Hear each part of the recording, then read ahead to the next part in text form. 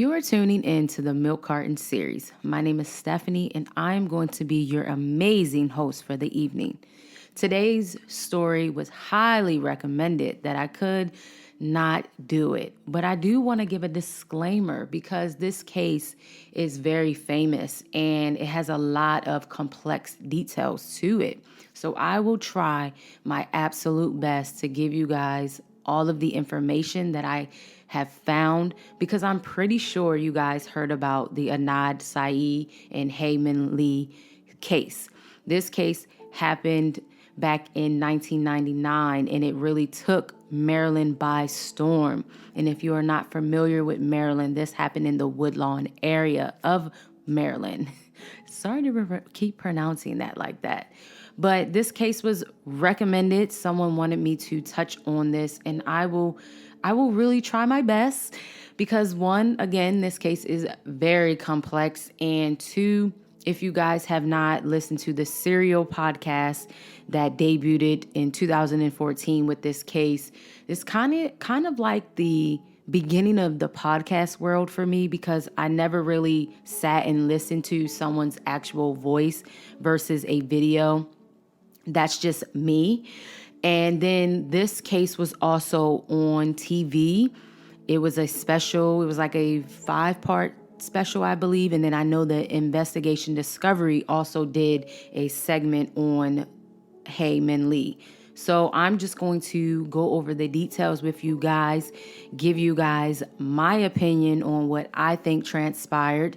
And that's basically sets the tone for every video or every case that I touch on. We go over the details and we come up with our own conclusion. But this is in no way, shape, or form coming from or to take away from Hae Min Lee, because again, someone lost their life and someone lost their daughter's family member. So again, this happened in 1999. And I first heard about this case from, of course, the Serial podcast by Sarah Conant. Probably pronouncing her name incorrectly, but okay. But long story short, this case took a major transformation because Hae Min Lee was a classmate and ex-girlfriend of Ahmad Saeed.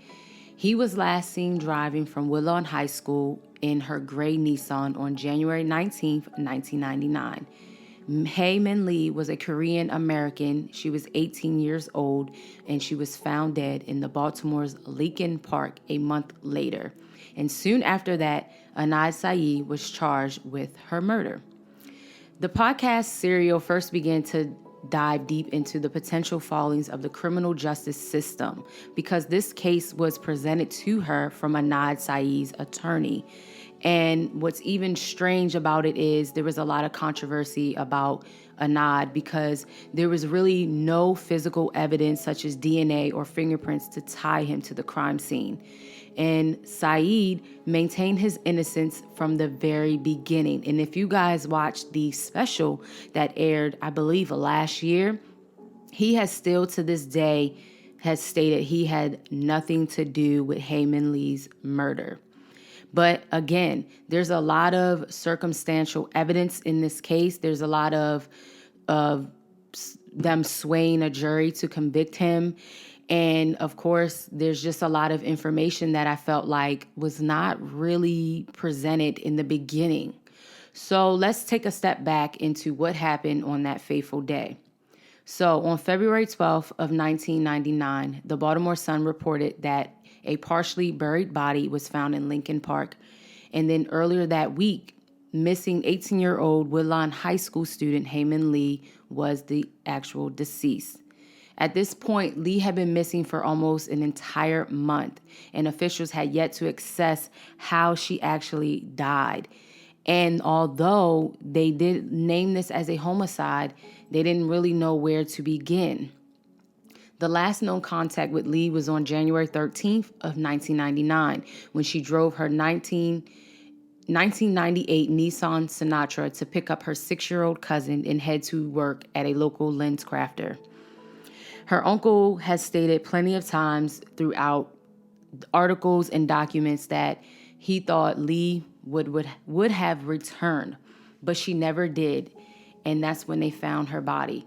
There was no obvious signs of trauma, but signs of strangulation soon became apparent, and that with the combination of the location where her body was found.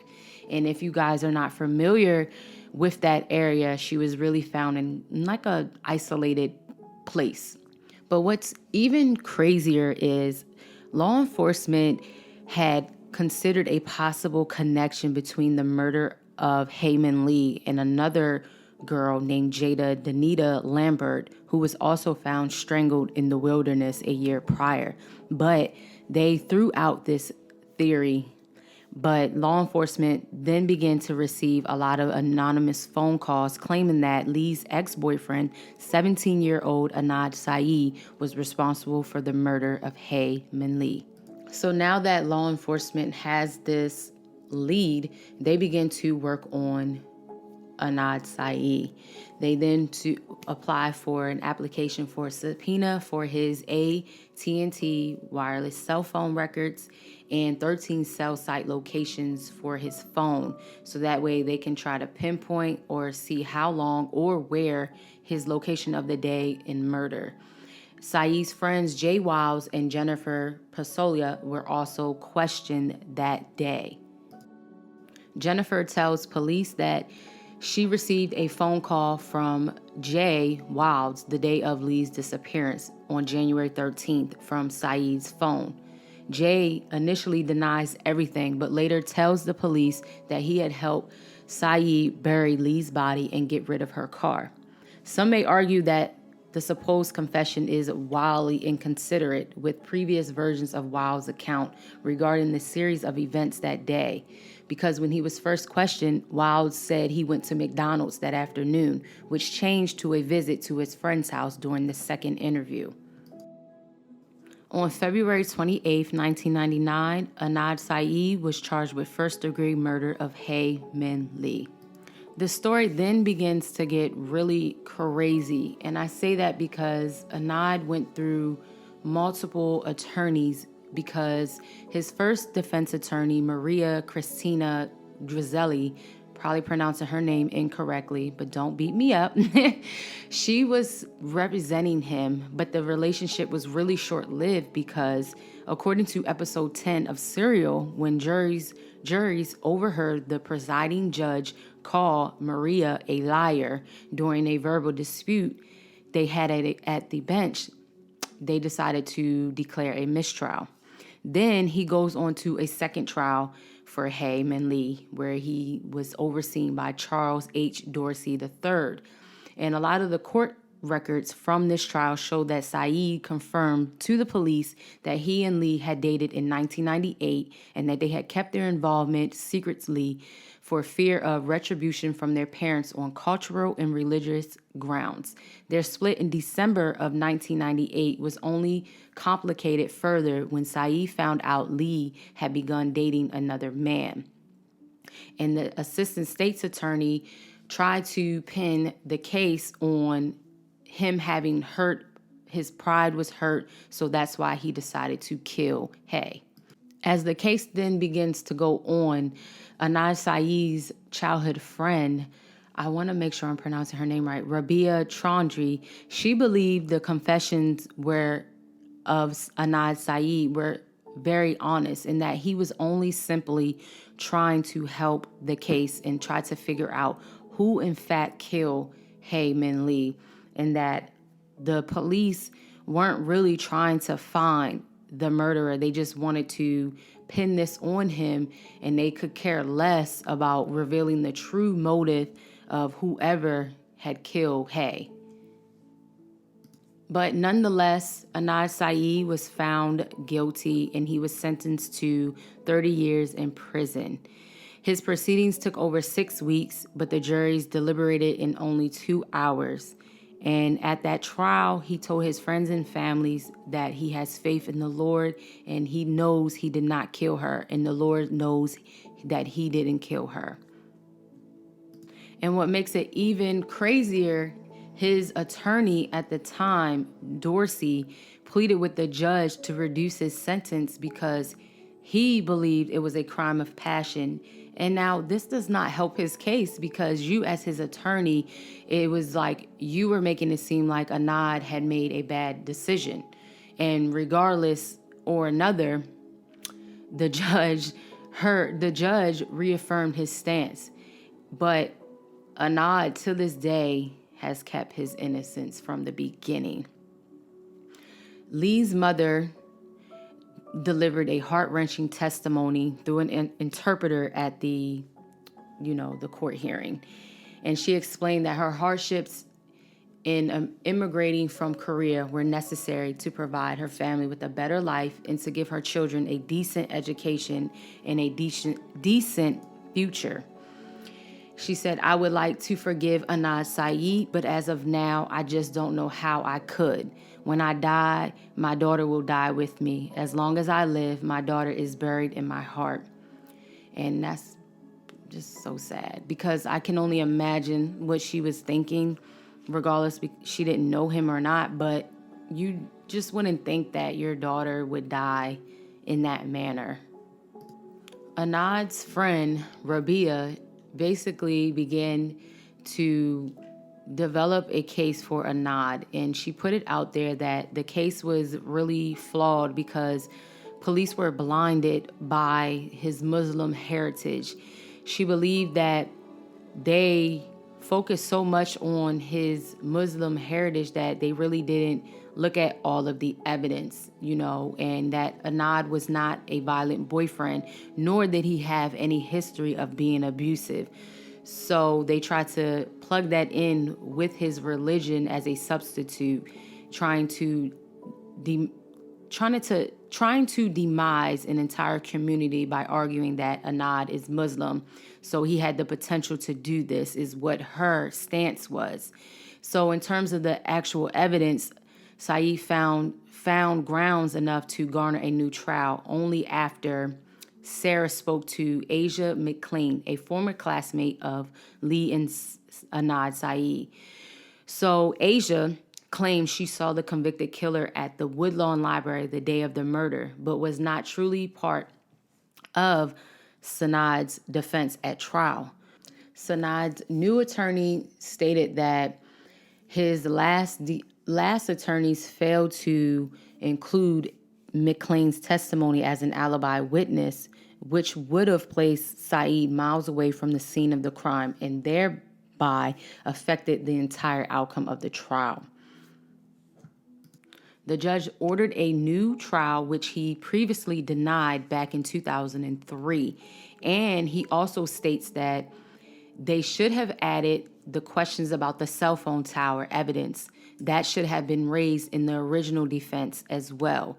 So this was actually great news for Anad Saeed and his new attorney.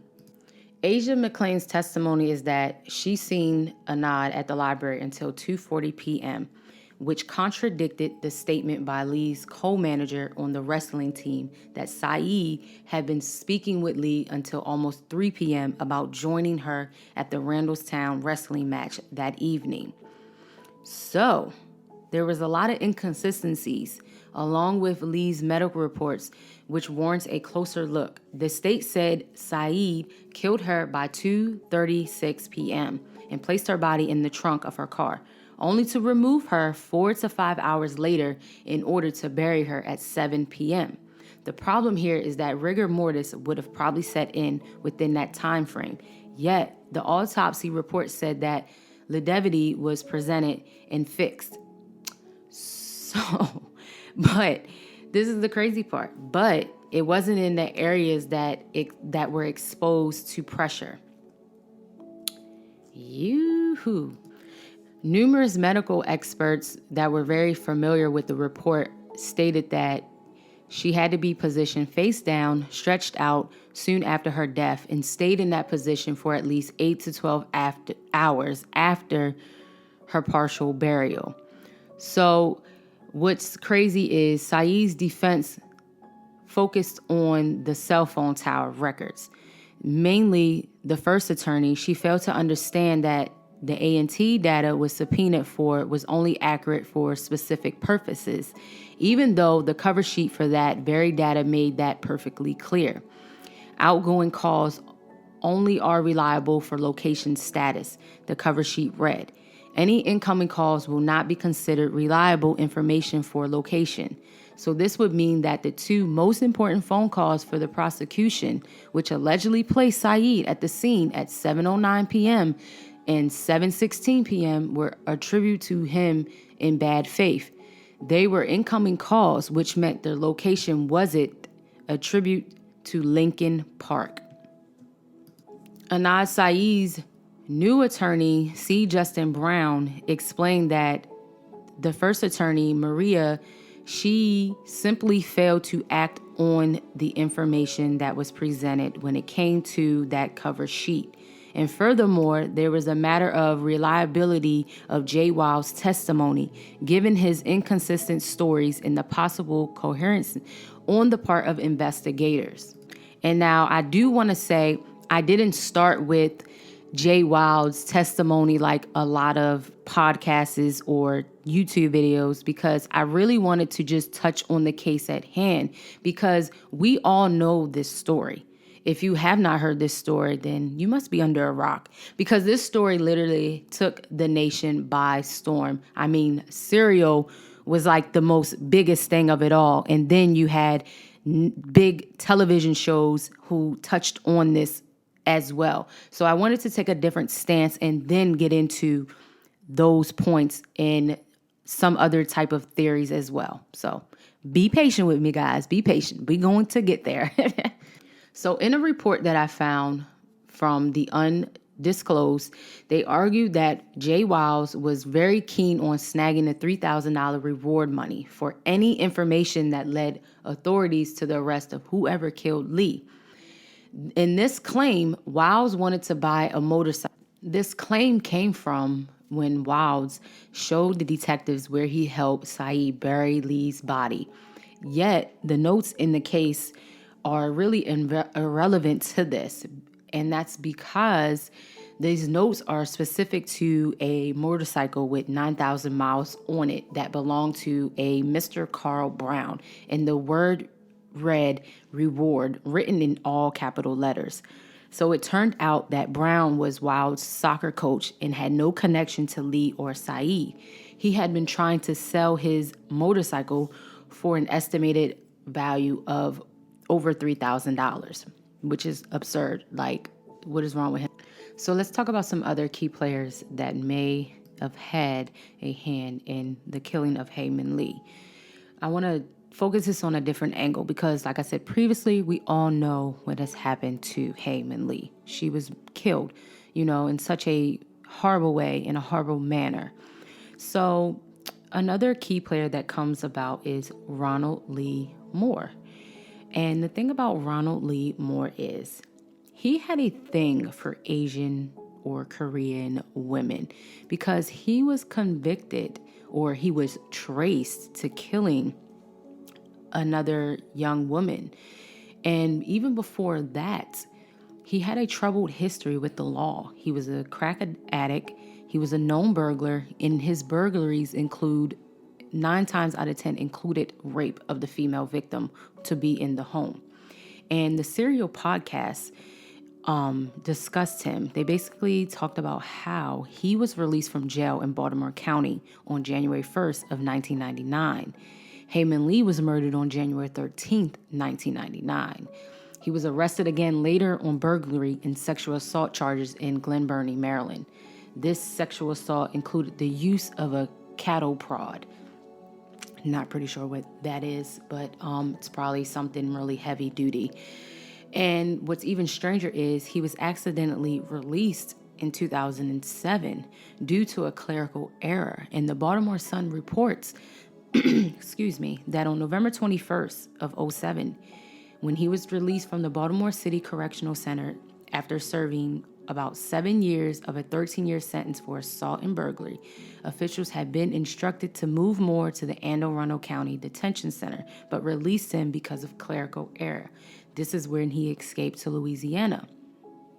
And unfortunately, He killed himself in Louisiana because he returned to a life of crime. He was even featured on America's Most Wanted. He broke into a home on Christmas Eve and was soon picked up on the outskirts of New Orleans. Cops identified him through fingerprints despite him giving a fake name. Oh my goodness. He was also intended to be transferred back to Maryland to face charges including first and second degree assault, sex offense, unnatural or perverted practice, second degree assault, reckless endangerment, possession of a deadly weapon, and first degree burglary. But Moore hanged himself while awaiting a transfer from the Nelson Coleman Correction Center. Freaking crazy.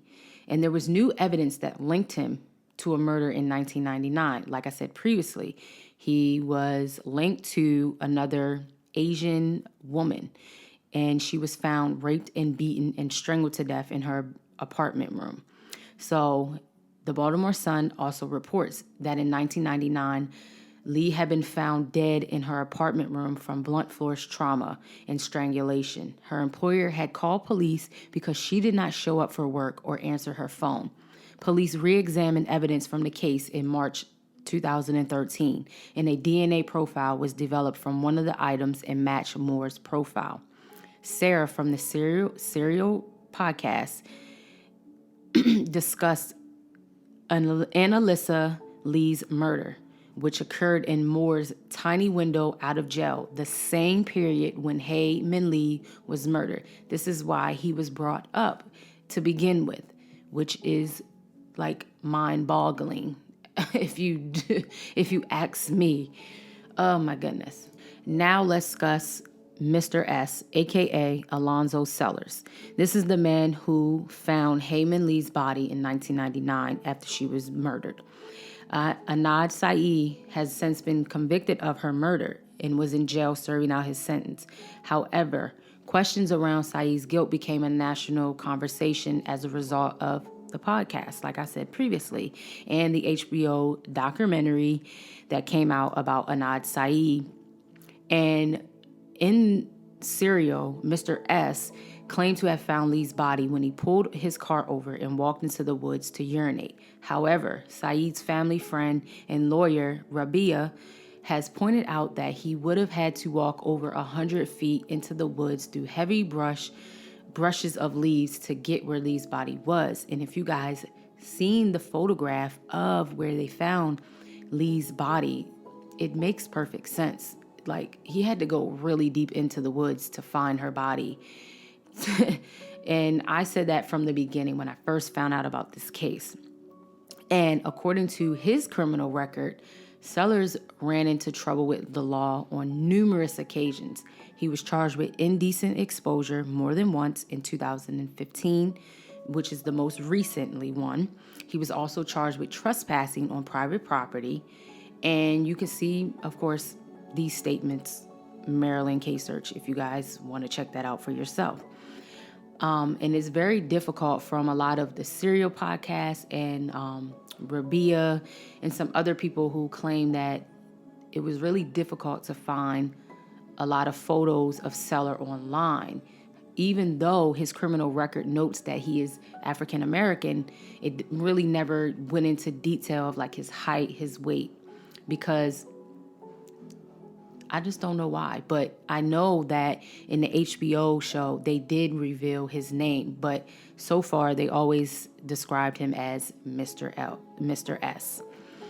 And what's stranger is the narrative is that, of course, he urinated. Therefore, he walked into the woods after he pulled his car over to get privacy.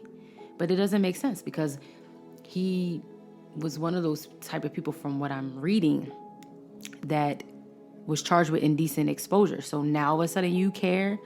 I mean, it could be because he didn't want to go to jail, but who knows?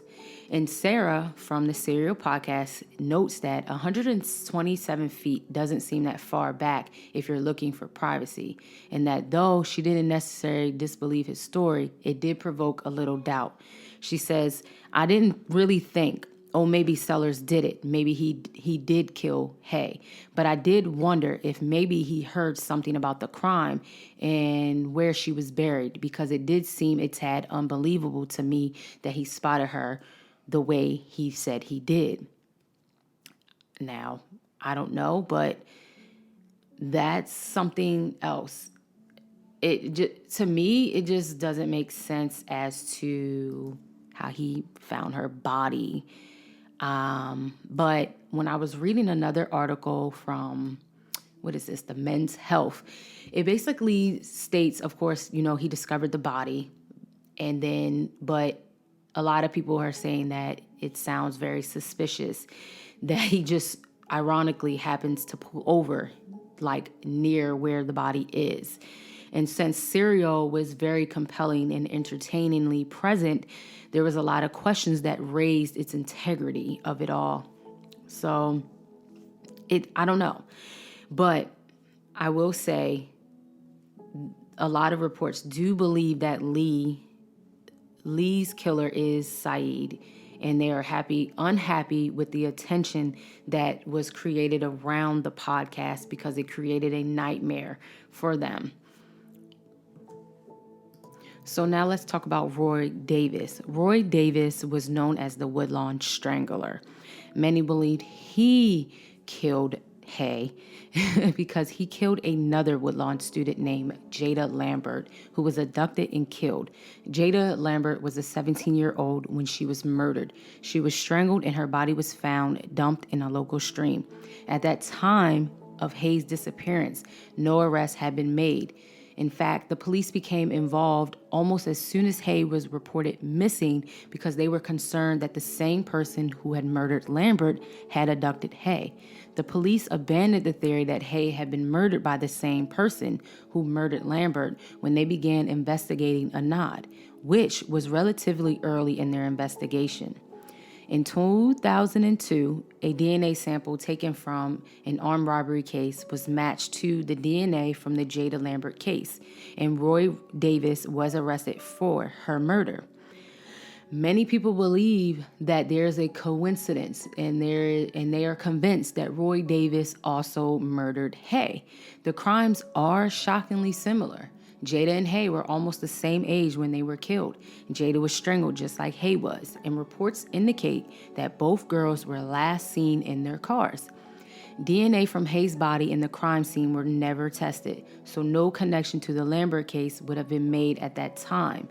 Many people who subscribe to the Redder's theory case, they are sure that if the DNA was tested, it would now match Roy Davis,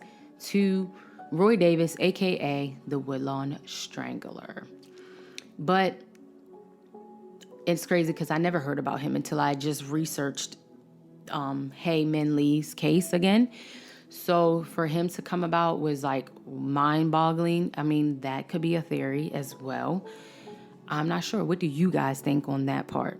And I could not leave Don out. Don was the man that Hae began dating a month or so after she and Anad broke up for the final time. He was Hae's co-worker at LensCrafter. He was an older man who had fallen head over heels in the months of Hae's death before she died.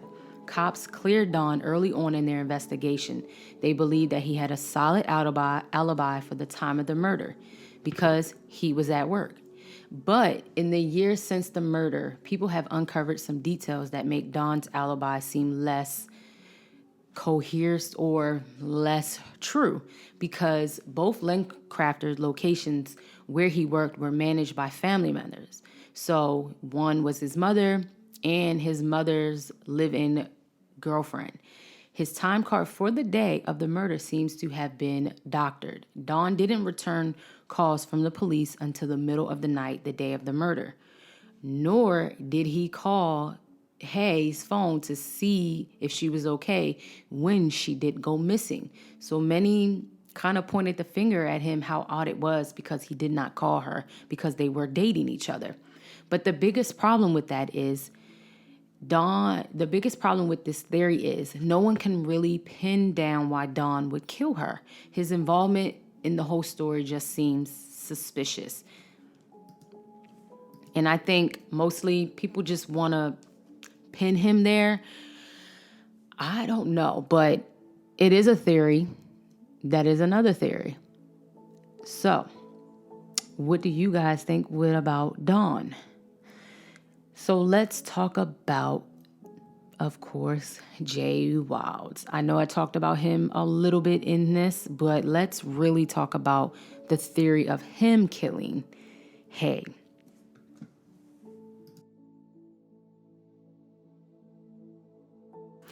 So many believe Jay killed Hae by herself because she knew too much information.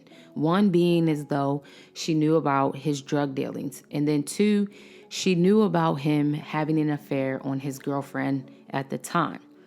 Now, that doesn't make him a killer, but it does leave a lot of questions because I feel like he tried to pin a lot of this on Anad Saeed, who was his friend. And when you think back on it all, his story, for one, keeps changing, and he has denied to do any type of interview. So there is some suspicion around him, but I wouldn't say, I don't know. I'm really complexed about him because there's a lot of things that don't add up for me for him. And one being is I feel like he was a jealous friend, despite him having a girlfriend. I think that because a lot of people are claiming that, well, maybe him and Saeed killed Hae together and that he tried to, put Saeed into this to cover his own self, which is a kind of an excusable idea if you think about it. But it does leave a lot to speculation because what if it was a two-man job or what if it wasn't? But nonetheless, that doesn't help Saeed's case when it comes to Jay Wilds. So now we are focused with Anad Saeed. This last theory focuses on his guilt. And many believe that the guilty theory hinges on what happened in the time between the end of the school day at 2:15 and Lee's failure to make her appointment at 3:15. Because in this scenario, Saeed is a cold-blooded killer whose plan to kill Lee can be traced back at least until the morning of the 13th, when Saeed calls his friend Jay Wilds. After driving Wilds to the mall, Saeed gives both his phone and car with him. And then later on, Saeed calls Wilds to get him at the Best Buy where they find him next to Lee's car. In the trunk, Lee's body. Wilds then drives Saeed to track practice, then helps him bury Lee's body in Lincoln Park and ditches Lee's car later that night. It is a plausible theory, but like I said previously, there's a lot of nagging inconsistencies when it comes to a lot of the stories and a lot of the theories at hand, especially the cell phone. The cell phone records used to help shore it up have been the subject of much debate because there's the matter of Asia McLean, the high school classmate who claimed she was talking to Saeed at the library near their high school campus at the time of the murder. In spite of this, Saeed's attorney, Christina, never interviewed her. And this was a lot that caused different arguments. And, it was subject to a case that was poorly mishandled. And what's even stranger, back in 2019, documents obtained by the Baltimore Sun showed that the Maryland prosecution tested multiple items tied to the murder in mid-2018. This included the victim in her car, but Saeed's DNA was excluded from matching any of it. And to finish this all off, there was a 4-part series that was released in March of 2019. The HBO documentary revealed that Saeed turned down a plea bargain in 2018 that would have required him to serve 4 more years before being released. Anad Saeed has maintained his innocence since day one, and he felt like taking that plea deal would would recant everything he has fought so hard for because he did not kill Hae Min Lee. Lee's family remains convinced of Saeed's guilt, saying it is now more clear than ever that he killed their daughter. Who do you think killed Hae Min Lee? Many believe Anad Saeed is just a man that was wrongfully convicted. Many believe that he's right where he should be. And many believe that he should be free. And that is pretty much this case. I hope I presented this case as easy as possible because this case involves so much. It's so much. And I didn't want to repeat a lot because this case has made national news. Everything is within typing of a way. But for me, even when I watched the 4-part series, I still was left confused more than ever because it was like there was so many liars, and then, police didn't handle things a certain way back then. And then, it's just a lot. It's just really a lot. But nonetheless, I do say if Anad Saeed is not the killer, I really hope the actual killer is living one hell of a life. Because if that is the case of having an innocent man sitting behind bars, that's just something I can't even imagine. And I know me, I'm not taking no plea deal if I didn't kill anybody. So I can understand that as well. So who do you think killed Hae Min Lee? Let me know in the comments if you're watching this on YouTube. And this will be on my podcast as well. I'm hoping to get that approved very soon. So this will be on there. But let me know who you think killed Hae Min Lee. Until the next Milk Carton series, I will see you guys. Stay blessed and safe.